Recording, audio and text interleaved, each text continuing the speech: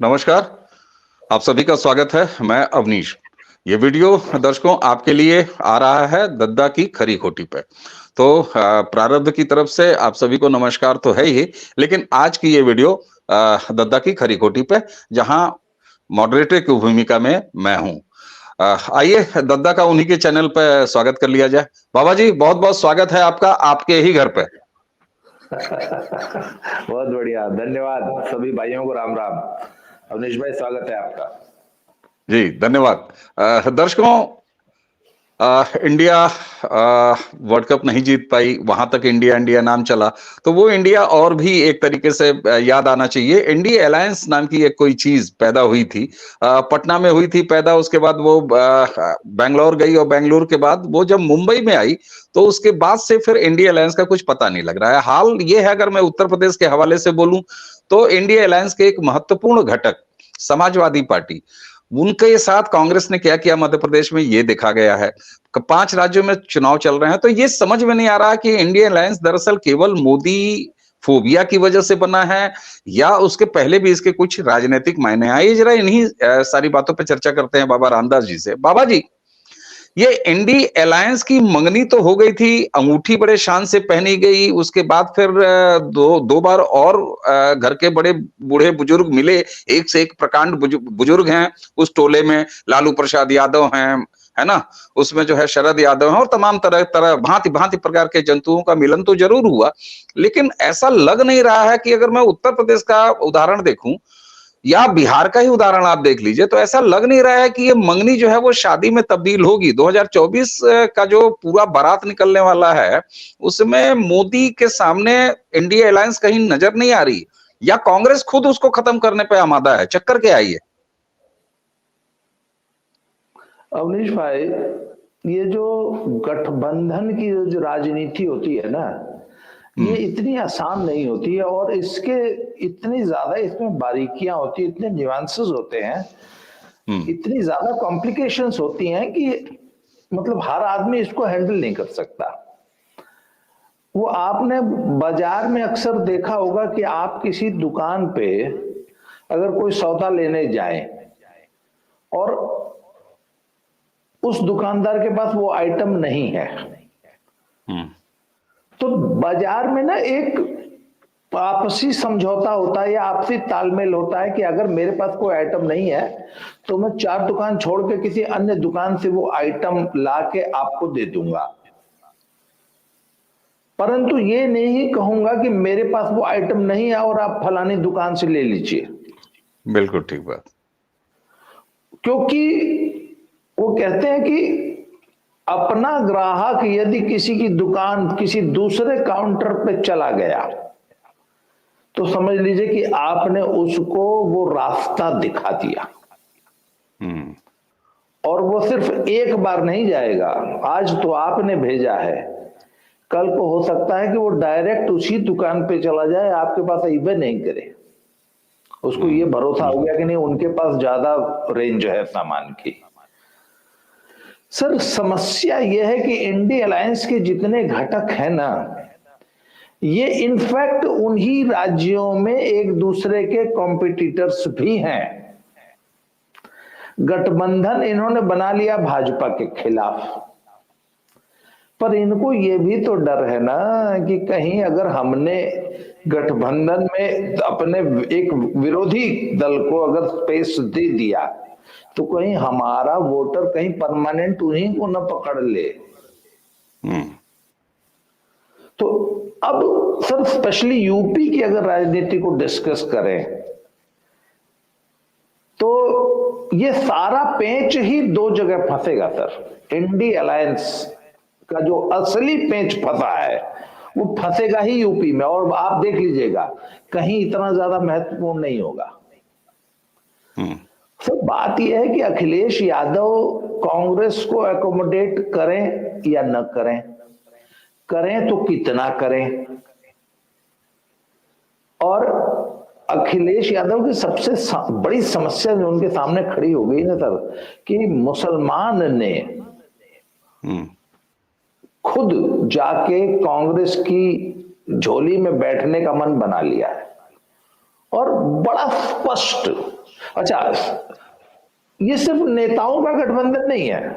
मुसलमान यदि सपा से शिफ्ट होकर कांग्रेस में अगर यूपी में जा रहा है तो नेता नहीं जा रहे हैं सर, आम वोटर, आम पब्लिक जाने का मूड बना के बैठी है। देखिए, नेताओं का गठबंधन हो जाता है। पिछले 2022 के चुनाव में आप, सॉरी 2019 के लोकसभा में आपको याद होगा, बहन जी का सपा के साथ गठबंधन हो गया था, बहुत अच्छा हो गया नीचे था। नहीं हुआ, नीचे नहीं हुआ, नीचे नहीं हुआ, वोटर शिफ्ट नहीं हुआ। इन लोग की आपस में शिकायत ये रही कि आपने हमारा वोट ले लिया, हमको अपना वोट शिफ्ट नहीं किया। अरे इनकी औकात ही नहीं थी, पब्लिक इनकी सुनी नहीं रही थी, वो अपनी मर्जी से वोट दे रही थी। आपके कहने से वोटर शिफ्ट नहीं होगा। पर यहां पे क्या है, मुसलमान वोटर ने अखिलेश को सबक सिखाने की ठान रखी है। अब इस तथ्य को कांग्रेस बूझ गई है, अब वो उसी हिसाब से बार्गेन कर रही है। और मैं एक बात बताऊं आपको, इंडिया अलायंस को अखिलेश नहीं तोड़ेंगे यूपी में, इंडिया अलायंस को एमपी में कांग्रेस ने तोड़ दिया, जानबूझ के तोड़ा। वो जो रात को 1:30 बजे तक इंतजार करवाए और मिले ही नहीं, और उसके बाद एक को सीट नहीं दिए, वो अखिलेश को, उनको कट टू साइज किया है उन्होंने। और ये बोलते ना कि तुम आओगे मांगने हमसे यूपी में, उसने बोला अरे हमें तुम्हारी सीट चाहिए ही नहीं, हम पूरी 80 की 80 खुद लड़ेगी कांग्रेस। कांग्रेस खुद इंडिया अलायंस में इंटरेस्टेड नहीं है यूपी में। बाबा जी, आपने ये जो बात कही है ना, अभी अभी आपसे जब हम बात कर रहे हैं, इससे तुरंत हम एक वीडियो खत्म किया है, और वो अभी थोड़ी देर में अपलोड होगी प्रारब्ध पे, और हम उसमें यही, हमारा थंबनेल ही यही कह रहा है कि कांग्रेस ने इंडिया अलायंस तोड़ दिया, खत्म कर दिया। तो अच्छा, एक चीज मैं यहां आपसे पूछ रहा हूं कि मुसलमान पूरी तरीके से सपा यानी अखिलेश यादव को सबक सिखाने जा रहा है, सबक सिखाने के मूड में बैठा है, लेकिन जो मुसलमानों का वोटिंग पैटर्न होता है, जो वोट करने का उनका तरीका होता है, उनके लिए केवल और केवल एक मुद्दा महत्वपूर्ण होता है कि कौन भारतीय जनता पार्टी को हरा देगा। क्या वो अपने आप को कांग्रेस और सपा के बीच में बांट के भारतीय जनता पार्टी की जीत इतनी आसान भी कर देगा 2024 में यूपी में? इस कीमत के लिए वो तैयार है अखिलेश यादव को सबक सिखाने के लिए? मैं आपको एक बड़ा मजेदार तथ्य बता रहा हूं। हम आप हमेशा ये डिस्कस करते आए हैं ना, 2019 का चुनाव तो मैंने, आपने खुद अपनी नंगी आंखों से देखा कि मुसलमान वोट डालने नहीं निकला था। हम आप एक ही गाड़ी में थे, पूरा आजमगढ़ से लेके गोरखपुर लगाई पूरा, और हम लोग उस दिन लगभग 25 बूथ पे तो गए होंगे जो मुस्लिम बहुल बूथ थे, आजमगढ़ जैसे सीट पे, जो कि मुस्लिम सिर्फ बहुल शहर सीट नहीं, है। और हाँ, सिर्फ शहर नहीं बल्कि ग्रामीण इलाके तक भी हम गए थे। बिल्कुल सही बात है, 25 से ज्यादा बूथ गए होंगे हम लोग, पूरा दिन घूमे थे। हाँ, 25 से ज्यादा बूथ गए थे हम लोग, सारा दिन टहले थे। और किसी बूथ पे 12%, 15%, 20%, 25%, मतलब शिबली कॉलेज जैसे बूथ पर सन्नाटा था। फिर मुसलमान वोट डालने 2019 में भी नहीं निकला था। अब आगे सुनिए, कल शाम को मेरी बात हो रही थी, मध्य प्रदेश के एक बड़े अच्छे विश्लेषक हैं, बड़ी गहरी समझ रखते हैं, उन्होंने कहा कि यार अजीत भाई एक बात समझ नहीं आई। मैंने पूछा क्या? कि यार मुसलमान वोट डालने नहीं निकला, सारा दिन मुस्लिम बूथों पर सन्नाटा रहा है। कल की मध्य प्रदेश की रोड बता रहा हूं मैं, अभी शायद किसी चैनल ने यह पॉइंट डिस्कस नहीं किया होगा कि मुसलमान बहुल बूथों पर 3 बजे तक भयंकर सन्नाटा था। 3 बजे के बाद थोड़ी सुगबुगी शुरू हुई है। तो सर एक बात बताऊं आपको, मुसलमान वोटर्स, अच्छा अब वापस आते हैं यूपी में। सर मुसलमान वोटर को एक बात समझ में आ गई है कि फिलहाल जो चुनावी समीकरण है, हम उसमें बीजेपी को नहीं रोक पाएंगे। बीजेपी को नहीं हरा पाएंगे। उन्होंने तमाम सपा और बसपा दोनों को वोट देके देख लिया है सर। वो एक नई रेसिपी ट्राई कर रहे हैं इस बार। अच्छा, वो ये जानते हैं, वो ये अच्छी तरह जानते हैं कि हो सकता है इस बार बीजेपी 80 की 80 ले जाए। मैं इस चैनल से मैं आपको याद दिला रहा हूं कि बीजेपी 75, जो आज का जो समीकरण है, अब आगे 6 महीने बहुत लंबा पीरियड होता है, आज जो मुझे दिखाई दे रहा है कि अगर बीजेपी 75 प्लस अगर यूपी में ले लेगी तो मुझे ताज्जुब नहीं होगा। और सब मुसलमान ने एक चीज ठान ली है कि ये हमें पता है कि हम बीजेपी को नहीं रोक पाएंगे 2024 में, इसके बावजूद इसीलिए तो मौका है कि अखिलेशवाद सबक सिखा लिया जाए एक बार। ये मैं एक अच्छे मुस्लिम प्रवक्ता के हूबहू शब्द बोल रहा हूं। उन्होंने कहा कि इस चुनाव में हम ये चाहते हैं कि अखिलेश को एक बार थोड़ा सा झटका दे दिया जाए, उनको सबक सिखा दिया जाए। तो मैंने पूछा कि एक बात बताइए कि सपा बसपा और कांग्रेस तीनों ने अगर किसी सीट पर मुस्लिम कैंडिडेट उतार दिया या 2 सीट, इनमें से किसी 2 पार्टियों ने, तो आप लोग जो हमेशा जो टेक्निकल वोटिंग करते हैं कि कौन बीजेपी को हराने की स्थिति में है, कहते हैं यदि ऐसा कुछ हुआ तो उस सीट विशेष पर देख लिया जाएगा, नहीं तो मोटे तौर पे मुसलमान कांग्रेस को वोट देने का मन बना चुका है यूपी में। बिल्कुल, ये आपकी बात इसलिए भी समझ में आती है कि एक मौका याद दिलाऊं, कांग्रेस के नए प्रदेश अध्यक्ष अजय राय, जिनको कि अखिलेश यादव जी ने चिरकुट भी कह दिया। बहरहाल ये अखिलेश जी का अपना तरीका है, वो किसको चिरकुट कहें और नहीं कहें, खैर ये उनकी पसंद नापसंद है।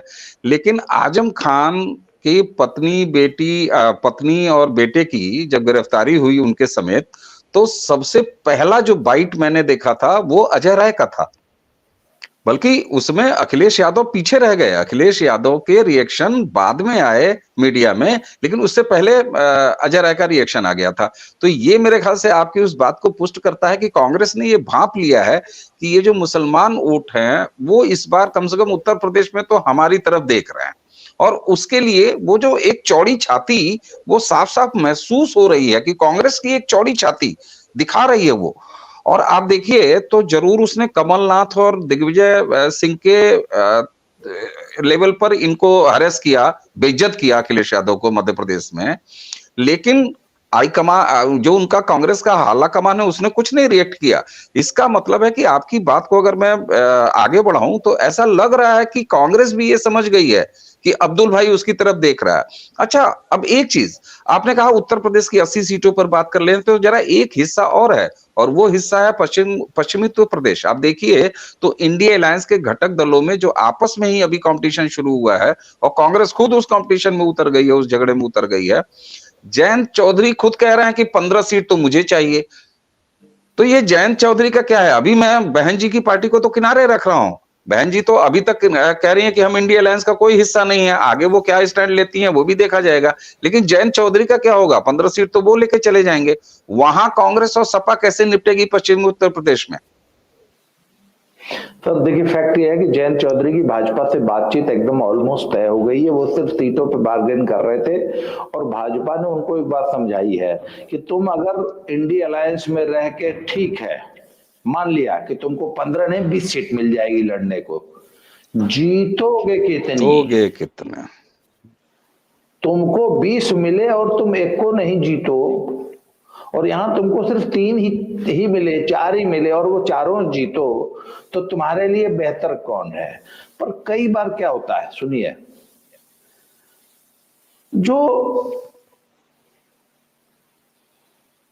जो समझदार पॉलिटिशियन होता है ना सर, जैसे किसी दुकानदार से आप कहें कि तुम्हारी दुकान पे एक दिन में सिर्फ एक ग्राहक आएगा और 1000 रुपए का सौदा लेके चला जाएगा, और एक दूसरा ऑप्शन दिया जाए उसको कि नहीं, तुम्हारी दुकान पे 100 ग्राहक आएंगे और 10-10 रुपए का सौदा लेके जाएंगे, और एक तीसरा ऑप्शन दिया जाता है कि तुम्हारी दुकान पे 1000 ग्राहक रोज आएंगे और सिर्फ 1 रुपए का सौदा लेके जाएंगे। तो समझदार दुकानदार सर पता है क्या चूज करेगा? 1 रुपए वाला ऑप्शन। फुटफॉल ज्यादा जरूरी है। तो सर देखिए, आमतौर पे क्या होता है कि समझदार लीडर एक बात और होता है कि नहीं, मैं 20 सीटों पर चुनाव लड़ूं, 20 सीटों पर मेरा कार्यकर्ता एक्टिव रहे, मेरा सिंबल 20 सीटों पे दिखाई दे, मेरी राजनीति 20 सीटों तक दिखाई दे। ये है लॉन्ग टर्म पॉलिटिक्स। पर चौधरी अजीत सिंह की पार्टी, चौधरी अजीत सिंह पिछले अगर 20 साल का अगर आप इतिहास दिखा लिया, अगर निकाल लिया जाए, तो चौधरी अजीत सिंह ने कम से कम 5-7 बार तो पार्टी बदली है। उनका तो पता ही नहीं होता था। वो रामविलास पासवान से भी ज्यादा पार्टी बदलने वाले चौधरी अजीत सिंह हुआ करते थे। उनके बारे में ये कहा जाता था कि अगर झटके में अजीत सिंह जी से ही पूछ लीजिए तो उनको खुद झटके में याद नहीं रहता था कि वो उस समय किस पार्टी में है। उनके बारे में ये बाकायदे जुमला है। तो सर अब बीजेपी जयंत को ये समझा रही है कि हम तुमको 3-4 सीट ही देंगे और वो चारों सीट जीतने की गारंटी रहेगी तुम्हारी। और वो शायद 6 सीट मांग रहे हैं, ऐसा जहां तक मेरी जानकारी है। वो 6 और 4 का मामला फंसा हुआ है। और तो सर देखिए, जयंत अल्टीमेटली एनडीए में आएंगे। और आज की जो मुझे स्थिति लग रही है कि एनडीए में सपा, बसपा और कांग्रेस तीनों अलग अलग चुनाव लड़ेंगे। इंडिया अलायंस में ना, इंडिया अलायंस की आप, हाँ आपने एनडीए कह दिया था। इंडिया अलायंस में कांग्रेस और सपा अलग अलग चुनाव लड़ेंगे। मतलब इंडिया अलायंस जैसी कोई चीज लोकसभा में नहीं रहेगी। अच्छा, अब सर बात मुस्लिम वोट की नहीं है, वो तो पक्का हो चुका है कि गया कांग्रेस में इस बार। अच्छा, हमेशा के लिए नहीं गया है सर। मुस्लिम वोट भी वह है जो कि आज रात कहां सोएगा, बस इसकी गारंटी है। आज रात मतलब रजिया आज कहां है, बस यही कल की नहीं। तो 24 के चुनाव में रजिया जो है कांग्रेस के साथ सोएगी। सर बात यह है कि अखिलेश रजिया को लेकर चिंतित नहीं है। आप यादव जी लोग क्या करेंगे 24 के चुनाव में? अगर रजिया कांग्रेस की डोली में बैठ के चली गई तो यादव जी लोग क्या करेंगे? अखिलेश को ये चिंता सता रही है।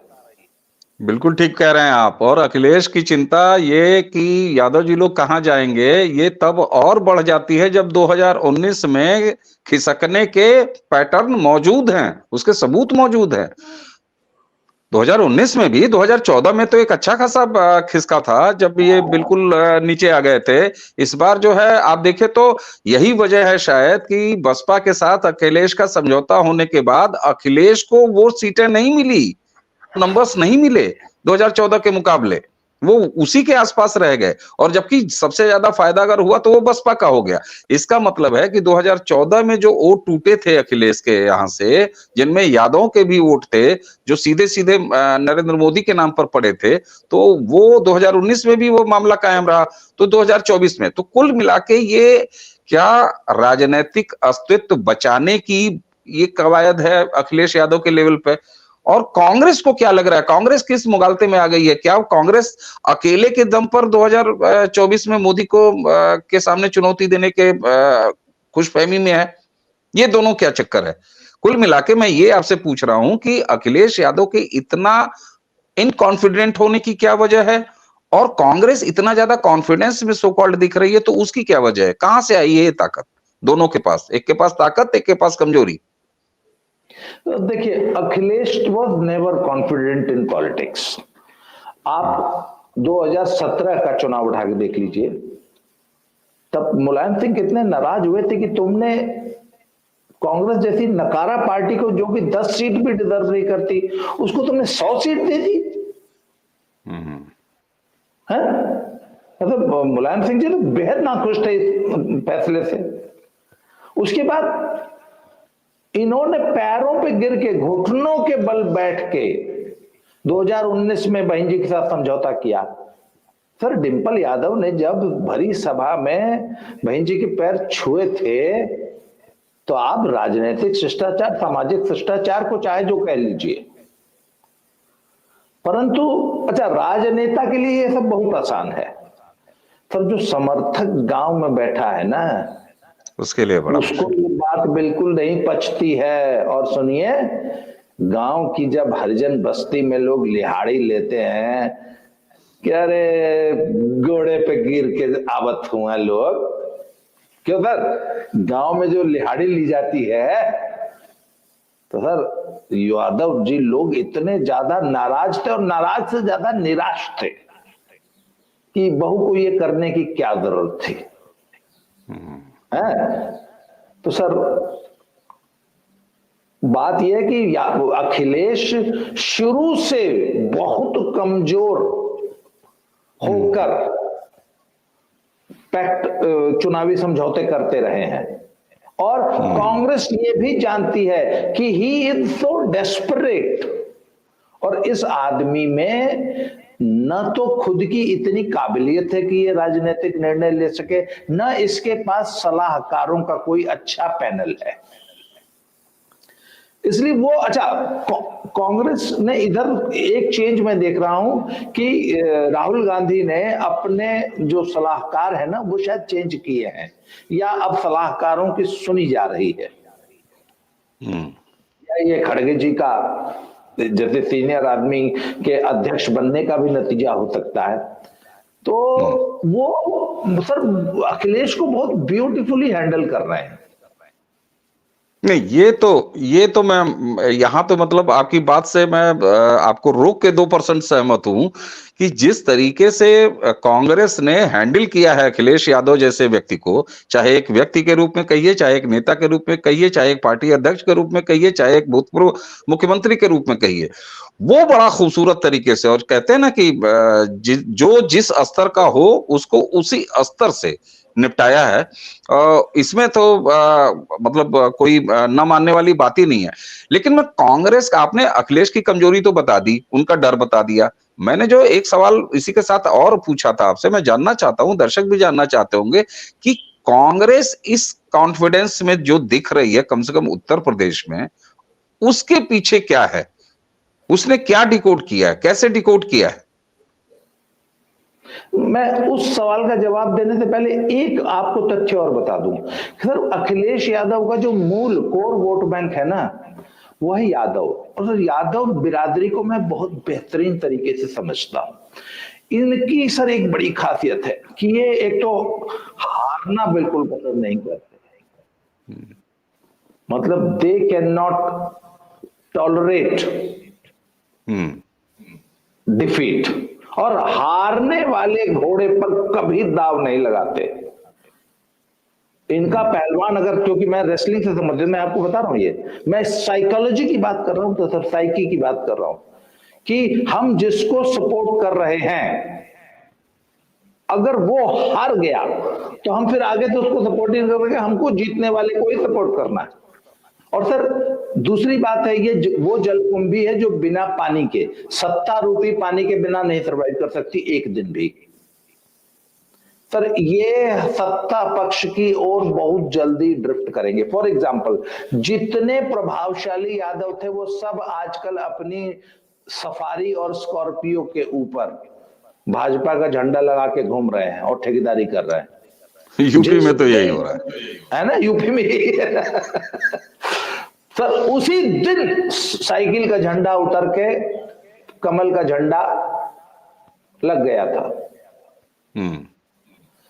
तो सर बात यह है कि यादव बहुत दिन हारे हुए अखिलेश के साथ नहीं टिकेंगे।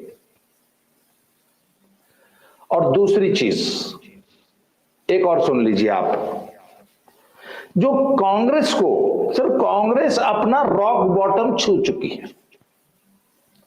इनको, कांग्रेस को मालूम है कि अब इससे ज्यादा नीचे क्या जाएंगे। हालांकि मैं इस थ्योरी को मैं नहीं मानता हूं, अभी तुमको और जलील होना है।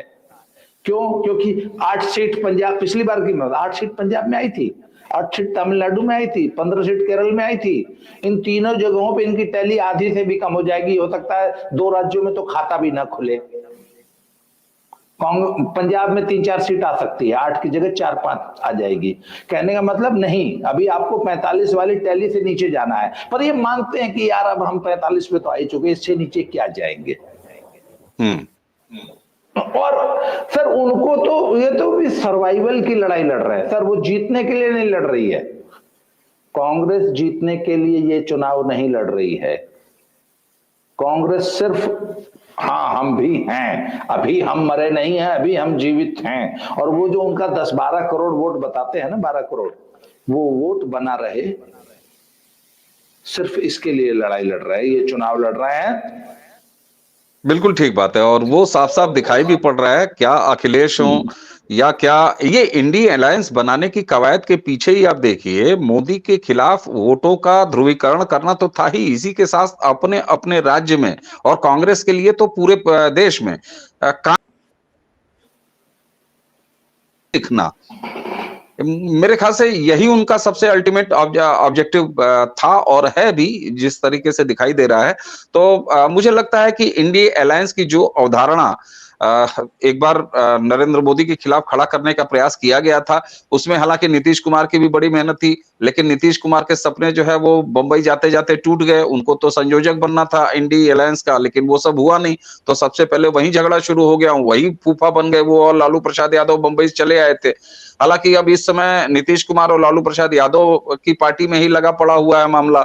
वहां उलझन इस बात की है कि साहब नौकरियां सरकार ने दिया है, तो जिसमें तुम भी शामिल हो, हम भी शामिल हैं, क्रेडिट सारा तेजस्वी यादव लूट के ले जा रहे हैं।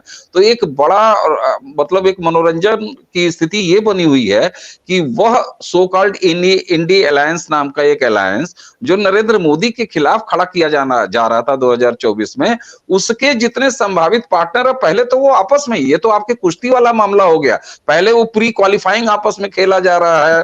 हालांकि इसको अगर लोकतंत्र की भाषा में अगर आप जो है चाशनी लपेट के कहिए तो कहिए साहब ये तो बड़ी स्वस्थ प्रतियोगिता है, और इसी को तो भारतीय राजनीति की खूबसूरती कहते हैं। बहरहाल जो भी खूबसूरती है, बदसूरती है इंडिया अलायंस की, वो उनको मुबारक। आगे आने वाले चुनाव में क्या होगा 2024 में, ये लगभग एक देश का मूड समझ में आ रहा है। तो बाबा जी सर इस अलायंस में एक और बहुत बड़ा खतरा है। हाँ, जब आप अपनी प्रकृति के विपरीत एक अलायंस कर लेते हैं और नेताजी लोग कर लेते हैं, वोटर को समझ में नहीं आता है, तो वोटर जो है इंडिया अलायंस की जगह कहीं भाजपा को वोट न देने लग जाए। इन्हीं का वोटर जहां पे कांग्रेस का कैंडिडेट होगा, सपा का कैंडिडेट नहीं होगा, तो वहां सपा का वोट, जो सपा का कोर वोट है, वो तो जाएगा ही, में शिफ्ट हो जाए।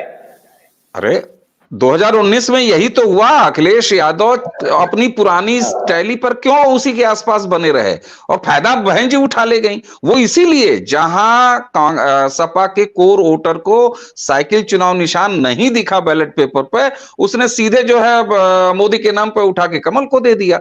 तो सपा की हालत इसीलिए खराब हुई। इसमें ये तो प्रूवन है सर, इसमें कोई ऐसी बात नहीं है। तो मुझे लगता है कि ये भी एक बड़ा फैक्टर है। फिलहाल नरेंद्र मोदी को रिप्लेस करना, नरेंद्र मोदी को चुनाव में हराना, ये तो बहुत दूर की कौड़ी है। अभी ये लोग अपनी अपनी बैसाखियां संभाल के, और मेरे ख्याल से देश की जनता के सामने 2024 में इस बात की प्रयास कर रहे हैं कि हाँ हम भी हैं, हम भी हर बैलेट पेपर पे हैं, हमारा निशान भी बैलेट पेपर पे है। तो ये अस्तित्व की लड़ाई है जो कहां तक कितने मजबूती से टिक पाएगी, ये भी देखना होगा। नरेंद्र मोदी जैसे व्यक्ति और समर्थ नेतृत्व, और उसके साथ भारतीय जनता पार्टी जैसी एक इलेक्शन मशीन, उसके सामने क्या होगा इंडिया अलायंस का। मुझे तो लगता है कि ये जो मंगनी हुई है, शायद ये शादी और बारात तक नहीं टिक पाएगी।